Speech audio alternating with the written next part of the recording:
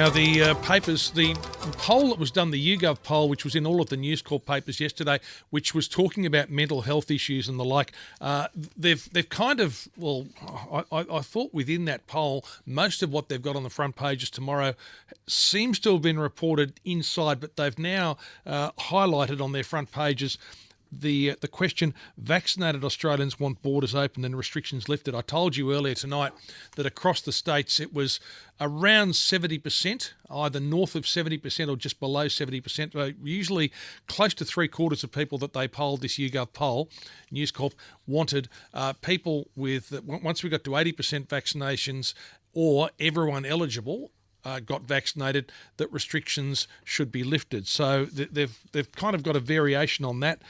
With people, and they're saying that 2/3 of people back the idea of vaccination passports, where access to places like stadiums and cinemas are only open to those who've actually had the 2 COVID jabs. The headline is Freedom for the Jab. That's on the front page of the Courier Mail today. Vaccinated Australians want borders opened and restrictions lifted if you've had your shots. So that's the headline there as that continues. That's the Courier Mail, and that'll be in all of the papers. It's on the front page also of the Australian newspaper tomorrow as well, all of the News Corp papers. The Telegraph, though, which does feature the story, the Telegraph, they have a story, and it features the so-called limo driver. This is the man who's regarded as patient zero. They've got the headline of this fellow. Now, he comes from the eastern suburbs, so they've spotted him sitting on a seat at a bus stop. This was earlier today in Bondi. I'll read you the story. The picture of him sitting there without a mask. They've got the photo of him there. The headline is Busted, and the story says this: the limousine driver, dubbed by health authorities as the index case in the state's COVID-19 outbreak, was hit with a $500 fine for failing to wear a mask while waiting at a bus stop in Bondi. Michael Podkowski broke no rules when he transported air crews, with the state government subsequently forced to tighten health orders. But his outing yesterday ended very differently, with police issuing with a $500 penalty infringement notice. Who alerted the police? Well, the Daily Telegraph sent photos of the maskless Mr. Podgusky to police officers, and he's now been issued with this $500 fine, having been photographed sitting on that bus seat. His job as a driver of international cruise has been blamed for the original Bondi Delta cluster, which is now spread across New South Wales, Victoria, the ACT and New Zealand. They have a full report on pages 4 and 5, and in that report they talk to him. They've got some photos of the reporter talking to him after they've submitted the photos of him maskless to the police.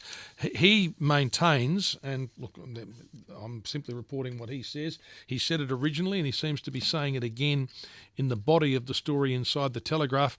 He's still insisting that he caught it somewhere else. From a cafe. He doesn't think he got it from the air crew, but that's his story. I suppose if you believe him, then who knows where it came from. But that's the story. That's on the front page of the Telegraph. That's the so-called limo driver. He's on the front page of that newspaper in Sydney. Sydney Morning Herald. It's got the story about the delay of the HSC. This is in New South Wales. The exams will be delayed until early November.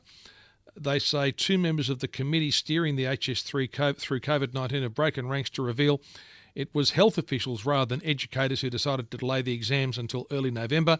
The option of cancelling some exams was based on health advice that's now changed. So all of that's on the front page of the HS of the Sydney Morning Herald. They've also got this story saying that 1 in 5 health staff are unjabbed. It's everywhere now, and I suppose they are saying unvaccinated would take too many words.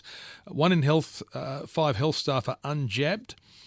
Almost 1 in 5 clinical staff in the state's public health system have not received a single dose of a COVID-19 vaccine, as the September deadline for every worker to have 1 shot looms. Data from New South Wales Health shows 82% of clinical staff, including nurses, doctors, midwives and allied health workers, have received a first dose. 76% are fully vaccinated, so 1 in 5, logically, they have not received the dose.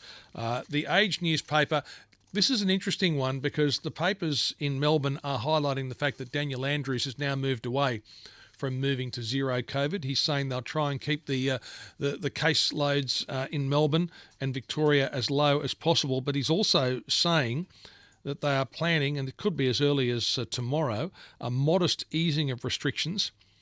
Despite 2 COVID deaths being announced yesterday in Victoria, Daniel Andrews and senior ministers are having talks tonight, according to this story in the Melbourne Age, looking at what restrictions might be able to be eased if they can get the case numbers down. They're saying they're not going for zero COVID, but they want them lower. They're talking about things like extending how far people can go beyond 5Ks and potentially allowing people to travel to holiday homes. So that's on the front page of the Age, along with the fact that Perth is going to be hosting the grand final in the AFL. And there's one in the Australian newspaper. This has been a campaign being run by the ACT MP Andrew Lee. He's run a really strong campaign and a very effective campaign highlighting businesses that have trousered huge amounts of money, up to $13 billion, businesses that haven't really suffered at all from COVID. They thought they might, but they didn't, and they've trousered huge amounts of money in JobKeeper, which they didn't need. They've highlighted on the front page, Alice Workman has this story.